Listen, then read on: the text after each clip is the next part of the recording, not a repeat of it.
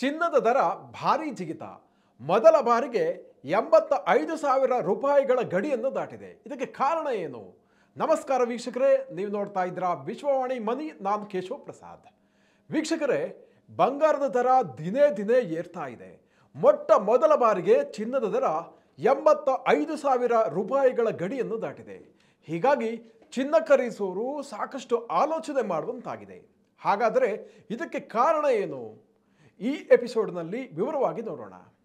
ನೋಡಿ, February 4ರಂದು 24 carrot ಚಿನ್ನದ ದರ ಪ್ರತಿ 10 ಗ್ರಾಮಿಗೆ 85,200 ರೂಪಾಯಿಗಳಿಗೆ ಏರಿಕೆಯಾಗಿದೆ. ಆಭರಣ ಚಿನ್ನ ಅಥವಾ 22 ಕ್ಯಾರೆಟ್ ಚಿನ್ನದ ದರ ಪ್ರತಿ 10 ಗ್ರಾಮಿಗೆ 78,100 ರೂಪಾಯಿಗೆ ಹೆಚ್ಚಳವಾಗಿದೆ.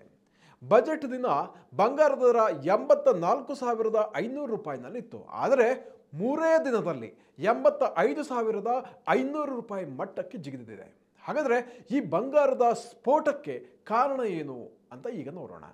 ಸಾಮಾನ್ಯವಾಗಿ ಜಾಗತಿಕ ಮಟ್ಟದಲ್ಲಿ ಪ್ರಕ್ಷುಬ್ಧ ಪರಿಸ್ಥಿತಿ ಉಂಟಾದಾಗ ಬಂಗಾರದ ದರ ಹಠಾತ್ ಏರುತ್ತೆ.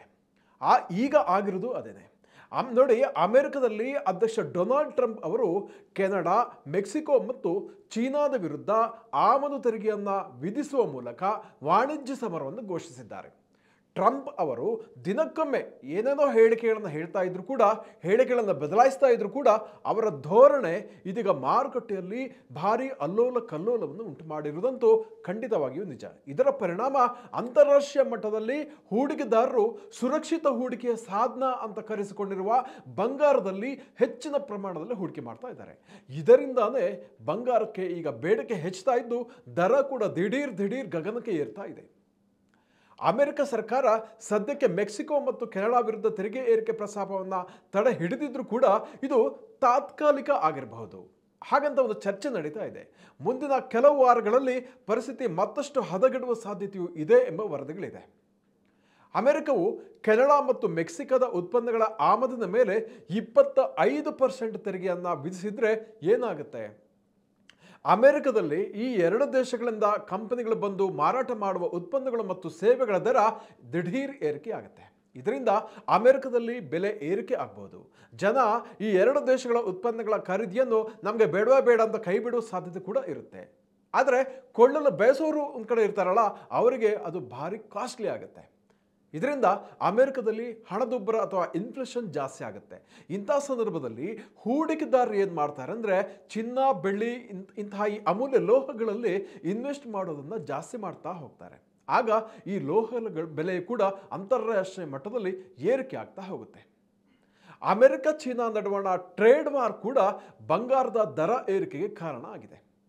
ಚೀನಾ ಅಮೆರಿಕ ವಿರುದ್ಧ 15% ಆಮದು ತೆರಿಗೆಯನ್ನು ಕೂಡ ವಿಧಿಸಿದೆ. ಅಂದರೆ ಚೀನಾ ಕೂಡ ಸುಮ್ಮನೆ ಬಿಡಲ್ಲ.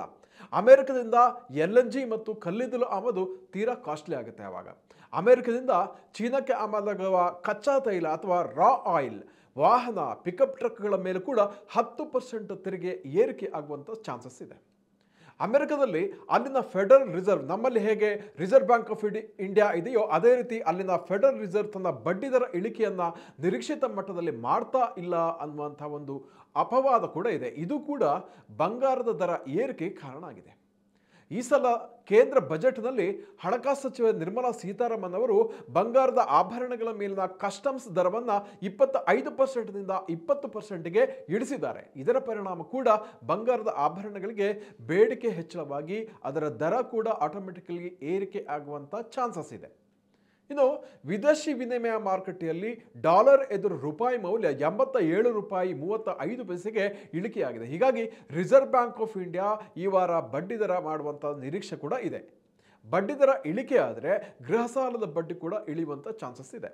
ಇತ್ತೀಚೆಗೆ ಬಜೆಟ್ನಲ್ಲಿ ಕೂಡ ಮಧ್ಯಮ ವರ್ಗದ ಜನತೆಗೆ ಟ್ಯಾಕ್ಸ್ ರಿಬೇಟ್ ಮೂಲಕ ವಾರ್ಷಿಕ 12 ಲಕ್ಷ ರೂಪಾಯಿ ತನಕ ತೆರಿಗೆಯನ್ನು ಮುಕ್ತಗೊಳಿಸಲಾಗಿದೆ. ಹೀಗಾಗಿ ಉಳಿತಾಯವಾಗುವ ಹಣದಲ್ಲಿ ಒಂದಷ್ಟು ಪಾಲನ್ನು ಬಂಗಾರದಲ್ಲೂ ಇನ್ವೆಸ್ಟ್ ಮಾಡಲಿಕ್ಕೆ ಇದು ಸಕಾಲ ಅಂತ ಹೇಳ್ಬೋದು.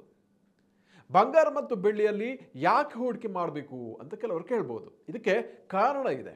ಹಣದುಬ್ಬರ ಅಥವಾ ಬೆಲೆ ಏರಿಕೆ ಸಂದರ್ಭದಲ್ಲಿ ಬಂಗಾರದ ದರ ಏರ್ತಾ ಹೋಗುತ್ತೆ. ಇದರಿಂದ ನಿಮ್ಮ ಸಂಪತ್ತಿನ ವ್ಯಾಲ್ಯೂಯೇಷನ್ ಮೌಲ್ಯವನ್ನು ಉಳಿಸ್ಕೊಳ್ಳಿಕ್ಕೆ ಬಂಗಾರದಲ್ಲಿನ ಹೂಡಿಕೆ ಬಹಳ ಯೂಸ್ ಆಗುತ್ತೆ. ನಿಮ್ಮ ಹೂಡಿಕೆಯನ್ನು ಬಂಗಾರವು ವೈವಿಧ್ಯಗೊಳಿಸುತ್ತೆ. ಅಂದರೆ ಬೇಕಾದಾಗ ಚಿನ್ನವನ್ನು ಮಾರಿ ಮಾನಿಟೈಸ್ ಮಾಡಲಿಕ್ಕೆ ಕೂಡ ಇಲ್ಲಿ ಅನುಕೂಲ ಆಗುತ್ತೆ. ಇದರ ಲಿಕ್ವಿಡಿಟಿ ಸಾಮಾನ್ಯವಾಗಿ ಇತರ ಅಸೆಟ್ಗಿಂತ ಜಾಸ್ತಿ ಇರುತ್ತೆ.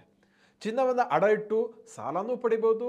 ಅದೇ ರೀತಿ ಭೌತಿಕ ಬಂಗಾರದ ಜೊತೆಗೆ ETF ಇರ್ಬೋದು, ಜ್ಯುವೆಲರಿ, ಚಿನ್ನದ ಗಟ್ಟಿ, ನಾಣ್ಯ, ಮ್ಯೂಚುವಲ್ ಫಂಡ್, ಗೋಲ್ಡ್ ಹೀಗೆ ಬೇರೆ ಬೇರೆ ರೂಪಗಳಲ್ಲಿ ಚಿನ್ನದಲ್ಲಿ ಹೂಡಿಕೆಯನ್ನು ಮಾಡಲಿಕ್ಕೆ ಸಾಧ್ಯ ಆಗುತ್ತೆ. ಹೀಗಾಗಿ ಈ ಎಲ್ಲ ಅನುಕೂಲಗಳು ಇರೋದ್ರಿಂದ ಬಂಗಾರದಲ್ಲಿ ಇನ್ವೆಸ್ಟ್ ಮಾಡೋದು ಕೂಡ ನಿಮ್ಮ ಹೂಡಿಕೆಯ ಪೋರ್ಟ್ಫೋಲಿಯೋದಲ್ಲಿ ಒಂದು ಅಂಶ ಆಗಿರ್ಬೋದು ಅಂತ ಈ ಸಂದರ್ಭದಲ್ಲಿ ಹೇಳ್ಬೋದು.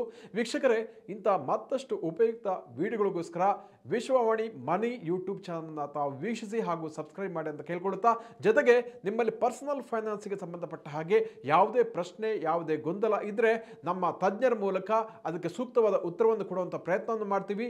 ನಿಮ್ಮ ಪ್ರಶ್ನೆಗಳನ್ನು ಕಮೆಂಟ್ ಬಾಕ್ಸ್ನಲ್ಲಿ ಟೈಪ್ ಮಾಡೋ ಮೂಲಕ ನಮಗೆ ತಿಳಿಸಿ ಅಂತ ನಾನು ಕೇಳ್ಕೊಳ್ತಾ ಇದ್ದೀನಿ. ವಂದನೆಗಳು.